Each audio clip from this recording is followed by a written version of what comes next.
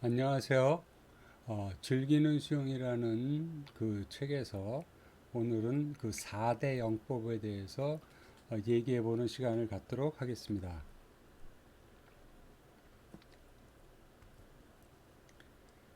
4대 영법이라고 하면은 자유형, 평형, 배영, 그리고 접영 이렇게 네 가지가 있죠. 그 중에서 먼저 자유형, 프리스타일에 대해서 한번 보죠. 이 자유형은 영이라는 이름이 아니라 형이라는 이름으로 부른다. 자유영이 아니라 자유형이죠. 이 자유형은 그 팔의 힘을 최대로 이용하는 영법이에요. 다리의 힘과 팔의 힘의 그 비율로 봤을 때 팔의 힘을 더 많이 사용하는 그러한 영법이다라고 얘기하죠. 우리가 걷거나 달릴 때는 이 발이 이 땅에 닿아 있기 때문에 이 다리의 파워로 추진력이 발생합니다. 근데 수영은 달라요. 수영은 물 속에서 온 몸이 다 물에 이렇게 접해 있죠. 다 있습니다. 그래서 다리보다는 오히려 에너지를 덜 소비하는 이 팔의 힘으로 수영하는 것이 더 효율적이에요. 그리고 이 팔의 모양이 또한 엎드렸을 때 마치 배의 노처럼 생겨서 추진력을 만들기에도 다리보다도 훨씬 더 효과적이죠. 그러면 발차기는 뭔가? 발차기는 자유형에서 팔 스트로크가 그 100% 발휘되도록 도와주는 그런 역할을 하죠. 물론 그 자유형도 10대나 20대가 하는 자유형은 발차기의 비율이 반 정도는 될 거예요. 그러니까 팔 반, 그리고 발차기 반, 이렇게 반반 정도 될 텐데, 나이가 들수록 이 발차기의 그 퍼센테이지가 줄어듭니다. 예, 그래서 60대가 되면은 발차기의 비율이 아마 8대 2 정도로 줄지 않을까 그렇게 생각해요. 자연적인 현상인 것 같아요. 두 번째 4대 영법 중에서 두 번째는 평형입니다. 브레스트 스트로크라고 하죠. 사실 이 평형이 그 네 가지 영법 중에서 가장 기본 영법이라고 생각을 해요. 그리고 이 평형은 자연에서 동물들하고 아마 가장 비슷한 게 개구리일 거예요. 그래서 결과적으로는 마치 개구리를 보고 인간이 배운 그러한 수영이 아닐까 하는 생각이 듭니다. 그리고 인간의 그 신체 구조가 또 관절 구조가 위에서 보면은 개구리가 하는 수영하고 매우 비슷해요. 그러니까 또한 그 개구리는 수영 도사잖아요. 그래서 개구리를 보고 배운 수영이 인간이 배운 수영이 평형이 아닐까 그런 생각을 합니다. 이 평형은 자유형과 달리 팔젓기와 발차기 모두에서 다 추진력을 많이 얻습니다. 즉, 그 노가 네 개인 배다 이렇게 생각할 수 있는 거죠. 그리고 또한 평형은 실전 수영이에요. 무슨 말이냐면은 수영장뿐만 아니라 바다와 강 같은 그런 자연에서 가장 그 유용한 영법이에요. 왜냐하면은 앞을 잘 볼 수 있는 수영이기 때문에 자연에서 특히 그 필요한 영법이다. 이렇게 얘기할 수가 있는 거죠. 세 번째는 배영입니다. 백스트로크라고 하죠. 어, 이 배영은 인간은 물속에 들어가면은 부력이 그렇게 좋지 않아요. 그래서 배영처럼 이렇게 하늘을 본 자세가 되어야만 그 호흡이 가능합니다. 입과 코가 물 바깥으로 나올 수 있죠. 그죠? 엎어지거나 이렇게 된 자세에서는 우리 뒤통수에 코나 입이 달려 있지 않기 때문에 호흡을 하기가 어렵습니다. 그래서 이 엎어진 자세에서는 호흡하기 위해서 어, 롤링을 하든 어떠한 움직임이 있어야만 호흡이 가능한 거죠. 그런데 이 배영은 하늘을 본 상태에서 수영하기 때문에 호흡으로부터 자유스러울 수가 있어요. 물론 뭐 파도가 많이 치는 그런 바다에서는 배영도 호흡하는데 예, 문제가 될 수가 있죠.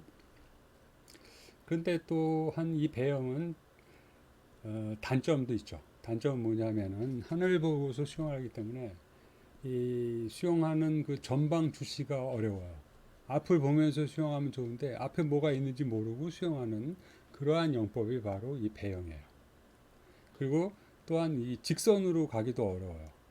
똑바로 가기가 어렵습니다. 왜냐하면 오른쪽 왼쪽이 약간의 차이가 몸이 있기 때문에 직선으로 수영하는 것이 어려워서 충돌이 발생을 많이 하는 수영장에서 그런 용법입니다. 그래서 배영을 할 때는 그 몇 가지 주의할 점이 있는데요. 첫 번째가 수영장에서 할 때는 오른쪽 왼쪽에 그 사이에 중앙선이 있죠. 근데 그 중앙선을 침범하는 것을 주의해야 돼요. 배영은 이 천장을 보고 수영하기 때문에 마주오는 수영자가 있을 경우에 부딪히기가 쉬워요. 따라서 이 똑바로 수영하려면은 반드시 수영장의 그 천장을 보고서 천장에는 타일이 붙어 있든가 선이 있습니다. 그러니까 그 눈으로 그 선을 따라가면서 해야만 앞에서 오는 수영하는 분하고 부딪히지 않게 되는 거죠. 그래서 이렇게 해서 똑바로 가는 연습이 된 다음에 배영을 하는 게 좋습니다. 그리고 또한 그 레인의 끝에 다다랐을 때 그 레인 끝에 벽에 머리 뒤통수를 부딪히기가 쉬워요. 왜냐하면 자기가 벽에 다다랐던 것을 알지 못하는 경우가 많습니다. 그래서 그런 걸 주의해야 됩니다.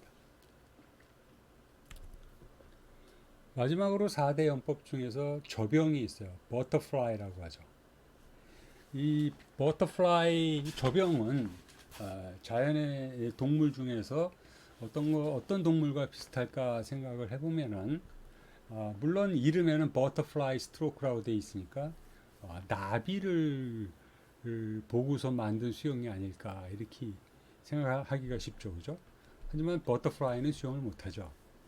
그래서 제 생각에는 돌고래를 보고 만든 수영이 아닐까 그렇게 생각을 해요. 돌고래는 몸을 좌우로 흔들면서 즉 뱀처럼 오른쪽 왼쪽으로 흔들면서 수영하기도 하고 또는 위아래로 흔들면서 수영하기도 합니다. 그래서 우리가 인간이 하는 그 저병은 돌고래가 위아래로 흔들면서 하는 헤엄을 보고서 만든 수영이 아닐까 그렇게 생각을 해요. 우리가 바다에서 배를 타고 가다가 옆에 돌고래가 위로 올라갔다 내려갔다 하면서 수영하는 것을 보는 그러한 그 필름을 본 적이 있을 겁니다. 텔레비에서. 마치 그렇게 위아래로 올라갔다 내려갔다 하면서 하는 수영이 바로 저병이에요. 그리고 그 옆에서 보면은 그 수학에서 사용하는 사인 웨이브라는 게 있어요. 사인 웨이브. 코사인, 사인 하는 웨이브가 있죠. 그런 사인 웨이브의 모양을 그리면서 수영하는 것이 바로 이 저병이에요. 그런데 이 저병은 웬만큼 그 수영을 잘한다는 사람들도 100m를 저병으로 하기가 어려워요. 즉 25m 레인을 왔다 갔다 왔다 갔다 이렇게 4번 하는 것이 쉬지 않고 하는 것이 어렵습니다. 그렇게 이것은 힘이 많이 필요한 영법이고 쉽게 지쳐요. 물론 이 저병을 아주 연습한 사람들은 힘을 별로 안 들이고 하는 특별한 사람들도 있긴 합니다. 그런데 이 저병을 잘하면은 돌고래보다도 더 멋있어요. 제일 그 4대 영법 중에서 우아한 영법이 바로 이 저병이에요. 근데 저병을 처음 배운 사람들은 그렇게 우아하지가 않고 애처롭게 수영하는 사람들도 많이 있습니다. 그리고 이 저병은 수영할 때 아주 넓은 폭을 필요로 해요. 양팔을 완전히 양쪽으로 벌리고 수영을 해야 되기 때문에 수영장에서 마주오는 사람이 있을 경우에는 저병을 하면은 안 되죠. 왜냐하면은 팔이 그 사람에게 부딪힐 확률이 아주 높습니다. 이상으로 오늘은 4대 영법에 대해서 얘기하는 시간을 가졌습니다. 이상 마치겠습니다.